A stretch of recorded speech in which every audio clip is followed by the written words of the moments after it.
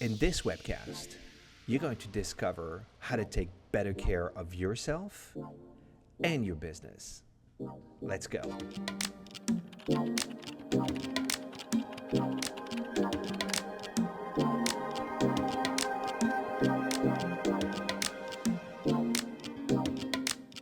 Hey everybody, this is Antoine Dupont with Katapult.Marketing, and this is webcast number 19. And today we have a very special guest. We have Jeanette Bronée. Now, Jeanette is a two-time TEDx speaker.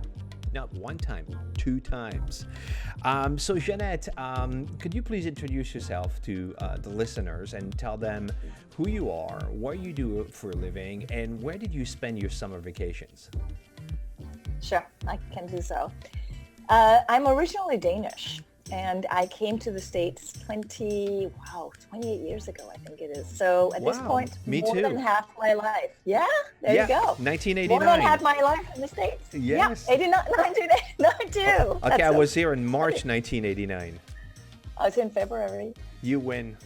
All right, it's settled. Yes. And originally, when I first came here, I did the design business, I did the fashion business and marketing and branding. Mm-hmm. And after both my parents died of cancer, I said enough is enough, and I started helping people take better care of themselves. And that's what I do now for a living. Mm-hmm. I teach people how to take charge of their health. Mm-hmm. I've been in private practice for the past 16 years. And what I do now, more so than just coaching one-on-one, is I also do, as you were mentioning, speaking. Mm-hmm. And I talk about how we can work better and how we can create a more nourished business Mm-hmm. by taking better care of ourselves. Very And where I was Mm-hmm. for my summer vacation, I went home for the first time in 6 years. So in Denmark. So how was it after 6 years? Everything has changed, and you still remember your what do you say? You're Dane? You spoke Dane? No, you remember how to speak Danish? Yes, Because when I I'm go back Danish. after many years, I'm looking for my words. Did you find yourself struggling with speaking Danish? No, once I'm back and once people start speaking to me in Danish, I get right into the flow of it. But what I noticed is that if you're asking me about things from the past, no problem speaking Danish because my memory is within the Danish realm. Uh-huh. But if you ask me about things that are more recent, such as what do I do and how I work and what are some of the ways I help people, my brain switches to English and I have a hard time speaking Danish. I'm exactly the same as you. If we want to talk about internet marketing, I'm incapable of speaking about business, public speaking, or internet marketing in French. I can't do it. I go right into English. But you want to talk about, having a good time in Paris and the streets and the little restaurants, and I'm here. All right, cool. So this is not what we're talking about. And today we're going to have a very important topic. We're going to be talking about self-care. But funny enough, you don't call it self-care. You call it like nourishment. And I'll start with this. As a business owner, very busy person, that what I say is being an entrepreneur or business owner is working part-time. You only work 12 hours a day, right? The other 12 hours you do whatever you want. And we're super busy. We're running around. We're dealing with all kinds of things, and we're taking great care of the business. We're taking care of the cash flow. Yep. We're taking care of the customers, and we don't take care of ourselves. And it's just things catch up with us.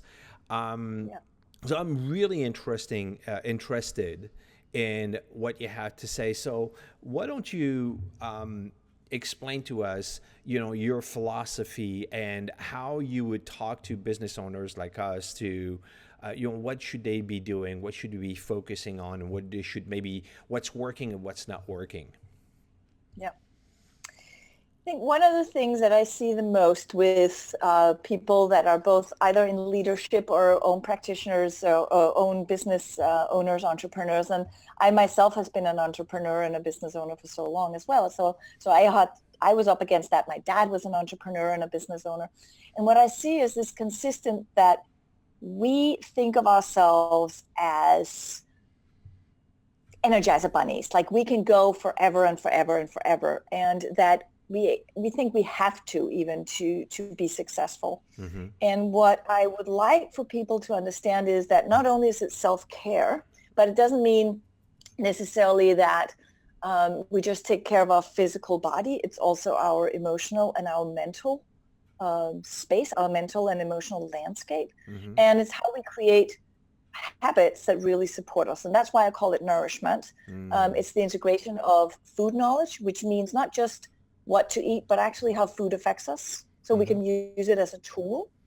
Mindfulness, so that we're actually a lot more in touch with not only our own bodies and what we need, and then also so that we can actually change our habits. And so what I often see happening is that stress gets the better of us. Yeah. And instead of taking more care of ourselves so that we can fight that fight of stress, we let go. We let go of what I will say, we'll have a couple of glasses of wine. And so it's like we come last, right? We come last and the business comes first. When really what we need to see is we need to turn the bucket upside down so that we can see that our self-care, or what I call self-nourishment, that is the foundation for getting what we want, for taking care of the business, for taking care of our customers. Yeah, and I was telling you that before the show. Is like, we have a tendency, we're great at taking care of the cash flow, but your cash flow is not going to be very helpful if you're in a box 6 foot under, right? 6 feet under. So talk to me about food knowledge, because that's an area of, I've read so many things, and one week coffee is good and the next week coffee is bad. And then, are you here to tell me that, I know what I have to do is I have to have wheatgrass and become a vegan in order to be healthy. But it's very confusing. Right. For a guy like me, especially I'm a French guy, so we like food. We like bread. Don't take my bread away. We like wine. Don't take my wine away. And we like cheese. Don't take my cheese away. But so talk to me about food, food knowledge, because that's really some place where sometimes I just don't know, what I should know. So I'm all ears. Yes. So I think we have a tendency to think that being healthy is about being extreme, when really being healthy is about being balanced. Right? And so I normally say we need to have a little more and in our lives, not either or. And so when we can change the relationship with our bodies and notice that there's a difference between 1 glass of wine and 3, based on how we then feel the next day, how tired we then are, how many cups of coffee we need after 3 glasses of wine then instead of 1, then all of a sudden we start seeing that if we had considered that maybe we could have a glass of wine and we would only need 1 cup of coffee, and then all of a sudden how that affects our bodies is that we're not becoming so drained. Because this is all about building energy. It's all about sustainable energy, right? Yeah. So if we think a lot either or, we tend to go all day long without eating, and then it's a big meal at night with a little indulgence, right? The extra wine, the dessert, more food, because we haven't eaten all day, we haven't taken care of ourselves all day, we end up depleted. And what I normally say is that when we're depleted, we're also more easily defeated. And you talked about indulgence, and the way I see that I've been paying attention to myself and how I react, and there is the I earned it. Yes. I worked hard. I busted my butt. Sometimes it's double-edged sword. What I've noticed is big wins and big defeats. So I got a big win. I got a big contract. It's big. I've been after it for 6 months, and then I got it. Woohoo! So hey, it's time to party. I'm gonna have 3 glasses of wine instead of 1. Or I just got kicked in the head today. I just lost a client that I didn't see coming, and I'm bummed out, mildly depressed, and I earned a glass of wine. I deserve it. And both of them are stupid, because it's not 1 glass of wine. Is I'm going to kill the bottle, and you're absolutely right. The next day I'm going to regret it. And why did I do that again? So, I'm like, what do you say to that, and how would you coach me through that? Yeah, the first thing I say is we need you to change your relationship with your body. We need you to see how your body is your best tool every single day at work. Right? Because when we do the indulgence, I'm all for luxury. As far as I'm concerned, luxury is about time, it's about good food, it's about good friends. That's what luxury is, right? When we have time for that, to really enjoy that, that's indulgence. It's not necessarily that we need more food, we just need good food, right? So that's part of it, right? Then the other thing that I also say is if you were an athlete and you were training for a competition, you would think of your body as crucial for your success. Why don't we do that as business owners? Why don't we do that as leaders? Because let's face it, the human resource is our best resource when it comes to those things. We might be selling a product, but it's not the product that does it alone. It's people, it's us as a leader or a business owner. We're it still. Like it's still about us, right? It's about us being sustainable in our energy, in our mental alertness, and the fact that we can stay on top of the game. So what often happens is, yes, we want to self-soothe. And I'm going to say something that'll piss some people off. So food and alcohol is the adult version of a pacifier. Yeah. It is. It is. Right? Or the baby blanket, right? Yeah. And so if we can remember that there are other ways to self-soothe, right?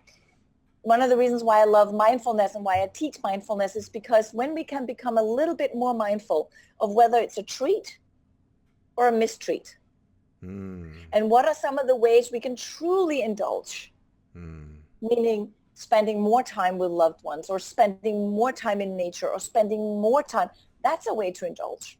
Yeah. For example. Yeah, and it's great when you're talking about indulgence, and we were talking before we recorded.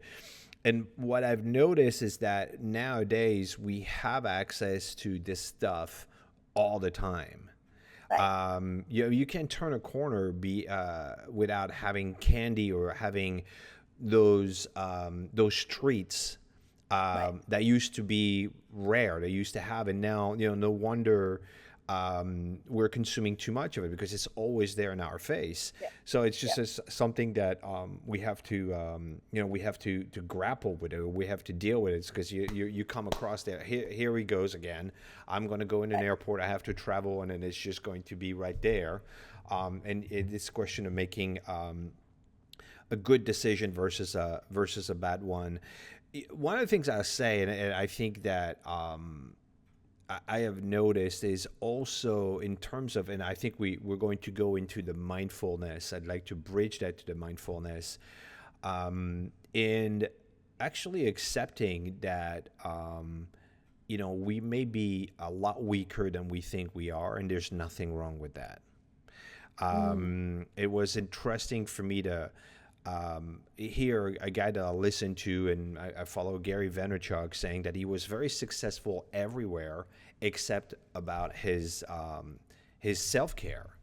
And this was an area that he was weak, and he said, you know what, I couldn't do it without a personal trainer being with me all the time, and then just saying that. And it was like, it was kind of like oh wow, I would have never thought of that of him. Like he's such he sounds like a very disciplined guy that's very focused and everything, but that was an area of weakness. And I was like, yeah, you know what, I can completely relate to that. It's not an area of strength for me. And I hired a personal trainer to come, and we work out a couple of times a week. This is what I've started as a habit, but it's kind of like having the self-awareness that, yeah, you could be great in many areas, and I'm a pretty decent business owner. But this is not an area of strength for me. This is an area where it's a weak muscle. So how do you deal with mindfulness and that? Yeah, it's that understanding, as you were pointing out, is that we can become the weak link in the business if we don't take care of ourselves, right? Because if we don't practice self-care, we also not managing stress. Because one of the things that happens when we don't eat all day, we actually push our bodies into stress. It's the modern day version of the survival mode. We don't think clearly. There's no creativity. there's no innovation. If we're under stress, we're looking at what's urgent, not what matters. And so it's very, very important to actually really work well, to do better work, instead of just pushing ourselves harder and harder and more all the time. That we actually really turn this around and say, wait a minute, for me to do better work, I have to be better.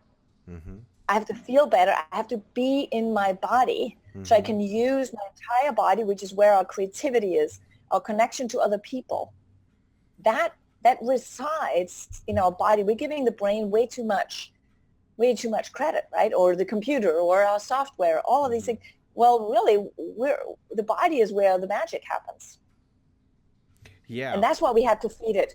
And so that connection with the body, noticing where we're at, noticing how something makes us feel, being able to discern, to reflect, to consider before we act, or rather before we react most of the time if we're under stress. Instead, we can sit with it, we can be mindful about it, then we can act. Yeah. And then all of a sudden we're shifting the outcome.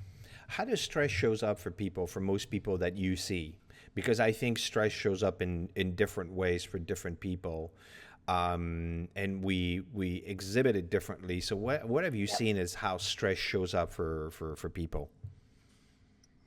For some, it shows up just as daily anxiety and worry, and excessive, sort of like almost excessive, just sort of the brain and the thoughts keep going in a more of a constant spiral, and we can't sort of jump out of it. Like we keep repeating the story, or we're sort of like not thinking new. Right? And the other thing is also like that sense of feeling stuck, right? Because we're just repeating the same patterns over and over and over. Because we're reacting. Because when we're under stress, we're driven by instinct, not inspiration. Right? So what happens is that we're just repeating something we already know. So there's no innovation, there's no new thinking, there's no creativity and creation. There's also not good problem solving, because under stress, we go from what's urgent rather than important again, right? And so these missing elements, so I see lack of joy. I see lack of engagement. I see that we're not fully engaged with our work. We're not fully listening to other people. We miss things. We make mistakes. Right? Those are some of the things that you see in the workplace, and we don't think of it necessarily as being because of stress. Right. But it actually is. Yeah. Because we short circuit. Yeah. And then, of course, poor self-care. Yeah. And disease. Yeah. That when it shows up, it's not pretty. There are two ways I react. I can see for me is it's either the attack or the retreat. So I'll just get really aggressive and not pleasant to be around. Or I'll just go and I will, I'm looking for numb agent, alcohol, wine, right? So it's just have one too many glasses of wine, and then it just numbs it out and whatnot. So it's just I don't care anymore. I'm just gonna have, but then it comes back, the next day, or because you just can't, you can't numb it for forever. So. But let me also add something. Stress also shows up as fatigue, right? This heavy feeling in the body where you just every day feel like you can't get started. Lack of motivation. But it can also show up as pain. Yeah. Because stress is inflammation. Right. And it's funny because we're talking a lot about sleep. That's one of the things that's important to me. So I don't give up my sleep. It's just always been important. Like I need my 8 hours. And if I don't have my 8 hours, I know I can function. So at least I know, and maybe that's where we're going, bridging into the habits. That's one of the things that I'll make sure I get. And I know that just one night of sleep can offset everything. What type of habits? Because we talked about three things. First of all was was food knowledge, then mindfulness, and the third one bridging into habits. What type of habits are you talking about? Is it something like you do like a ritual, or is it something like do at least make sure you have those three habits in place? Yeah. I always say we need to get a rhythm together. Okay. If we can create a rhythm in our day, even if our day isn't something we can always predict, there's still some basic structure that holds us together, right? It's 3 meals a day, water between meals or water breaks, pauses between meetings, just even a time to just reconnect with our bodies with breathing for 3 breaths. Like I was just working in London with an agency there, and we did a couple of small, simple moments of just pausing before a meeting and just exhaled, and just the whole meeting, the whole energy of the meeting just settled right there, right? So it's those little tiny habits that can create such a big shift in our interaction with other people, in our own work, and in our overall health and well-being, so that we have energy left to spare when we get home at night. So it's 3 meals a day, water breaks, and pauses between meetings. That is a basic structure that helps us support. It's like building a scaffolding around us being busy. So 3 meals and building, 3 meals a day, pause, and between meetings, like getting just a little pause, and water breaks. And water breaks. So how often, like, would you say, like, every 2 hours, every 90 minutes, just stop, just go and navigate to the water fountain and get some water, or for example.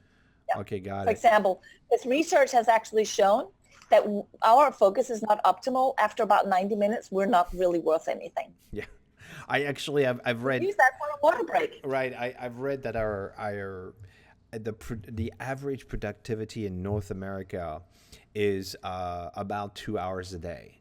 That's how productive we are, and it's like mind-boggling, right? So just with some habit, because we're also in the era of distraction. It's something I'm dealing with. I just noticed it earlier. I was thinking of someone. I was at another heroic public speaking speaker, Lauren Teague. I was thinking of something I needed to research. I know it was there, but my access to it was through Facebook, and got lost in Facebook for 20 minutes. Just something, I don't know, I saw a post, and then next thing you know, I'm like, holy moly, like 20 minutes got burned. So we are distracted. And it goes back to mindfulness. It's just like, we're extremely distracted by a lot of stuff. Your phone pings all the time, your emails is coming, and maybe it's time to just go and 10 minutes, like nothing. Or even if that's a walk or stretch or just stop to breathe. And so we're actually more productive as a whole for the day if we're taking some of these breaks. And some of the other things that I also think is important that we do is we spend time away from work. Creativity and innovation has been shown to pop up when we least expect it, right? Yeah. So like when you're driving in your car, you're in the shower, and all of a sudden you're like, bing, got a good idea. It's because your brain goes down. Why is that all my best ideas come when I'm in the shower? Right. And you don't have any place to write it. You need a new shower wall. You know what it is the best line I ever have when I'm doing public speaking or when I'm in the shower. And I'm like, it comes out, and I'm like, oh man, I got to write this down. It just came out great, and I never remember it. Maybe I should have a pad. And that's because your nervous system is off, right? Your nervous system is off doing, it's no longer engaged all the time. And so when we're under chronic stress, our nervous system is always engaged, and there's no room. There's no room for new things to come in. There's no room for you to wonder and come up with something else. So that's why some of the simple things of just spending time away from work. But maybe doing something, because a lot of times we think that we have to relax, meaning sit around. We can be active. We just need to do something other than work. I don't know if you've ever heard that, and were you talking about the meeting, and I heard it, and I got it from a fairly a decent source, that the Google started all, they still do, from what I heard, their meeting by just a couple of minutes of meditation. Just everybody gets in, you just sit down and just meditate for, I don't know if it's guided meditation, but just like, kind of like what you were talking about, like a breather, like let's just bring the energy, like what are you grateful for, what, what can you let go before we start the meeting, 2 minutes, kind of like everybody decompress, and then just, okay, what is the order, what are we talking about in this meeting? And it's interesting. And I think it comes into a habit because I'm sure some of the people listening to that, I'm going to go on the assumption that most people don't have that in their meeting. But what would it take to actually implement that? And just saying, it's just the power of just saying, I think that that's going to serve us. This was really... But also, if I may just say, just sort of this simple, we tend to hold our breath. Yeah. Right? And just this idea guilty. of exhaling, just you drop into your body immediately. And you get so much more grounded. This is, I can feel it as we were doing, I was breathing. I don't know what it is, Jeanette. You have a special power. I'm feeling more relaxed already.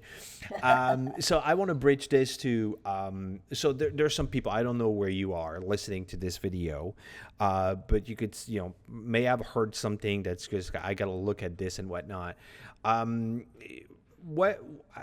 I know you have a book and whatnot, but do you offer consulting to people? You can help them individually, companies. It's like if someone's listening, they're in a company and it says, well, could Jeanette help me out? So what is it that you provide as a service to people? Is this just people that are in New York City, or do you travel?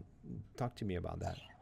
I do all of it. I have clients all over Europe as well, all over the world, I should say. I do Skype and I do coaching one-on-one. But I also do consulting with companies that want to create a more nourished and a corporate culture of nourishment where they take better care of their employees, but also teach their employees how to take better care of themselves. I have an online program that's both for the individual, but also for companies to offer as a health benefit for their employees. And it's really more of a change and transformation program rather than just a nutrition program because it implements and integrates all the food knowledge, mindfulness, and habits. And so I do individual coaching, I do corporate workshops. And so there's many ways of getting in touch with me, both on an individual coaching level, but also as more of a corporate engagement. What is an ideal, I don't know if I'm going to call it an ideal client for you. Who's an ideal client for you?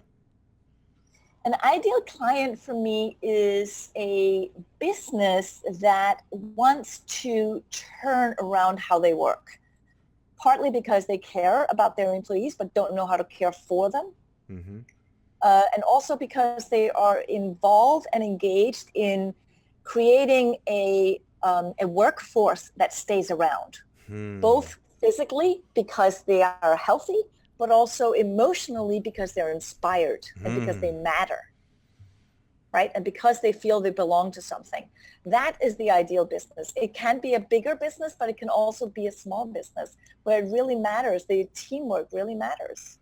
Very cool. Because when we take better care of ourselves, we get better teamwork. Yeah. That is really, really awesome. And another thing, maybe you're too shy to actually promote where you're going to be, but I know for a fact that you're going to be at Inbound Marketing, which is one of the largest digital marketing conference in at least in North America, but I'm going to say around the world. It's one of the big one, and it's in Boston. When is that in Boston? It's at the end of September.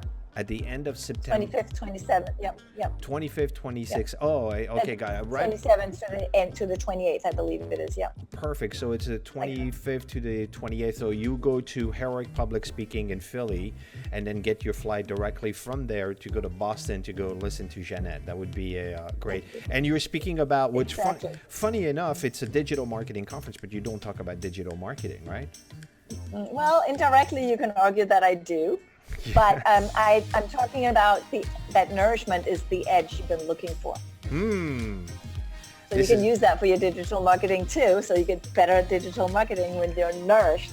That is really cool. Well, Jeanette, thank you so much. You've made a difference with me, at least.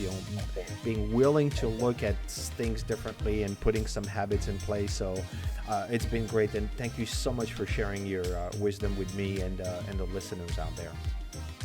Thank you. Thank you for having me. It was delicious to be here. Very cool. Thank you, Jeanette.